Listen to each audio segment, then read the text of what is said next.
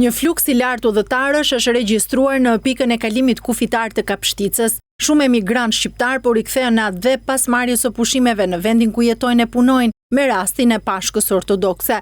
Ndërkohë një pjesë e tyre kanë zgjedhur ta festojnë këtë festë në Shqipëri. Fluksi më i madh është evidentuar në hyrje të territorit shqiptar. Pala shqiptare ka shmangur krimin e radhëve fal hapjes së 5 sporteleve. Situata më problematike paraqitet në palën greke, pasi qytetarët e raportojnë pritje të gjata që arrin deri në 1 orë gjysmë. Situata këtu në dogan është e rënduar sot shumë. Në dogana greke, po. Punojmë 5 sportele, ka ngarkesë të madhe tani për këto orë. Kemi 1 orë gjysmë, po. Dhe vazhdon radha deri vonë. Po në palën shqiptare? Keni patur probleme? Tu shumë mirë. I kishte rradha ne, shumë rradhë. 1 orë gjysmë për të. Keni pritur 1 orë gjysmë. Po. Po këtu në shqiptarja? Jo këtu jo. Tani ja 5 minuta. Një 20 minuta gjysmë. Keni pritur 20 minuta gjysmë. Po këtu në shqiptarja? Tu shumë shpejt, kalo.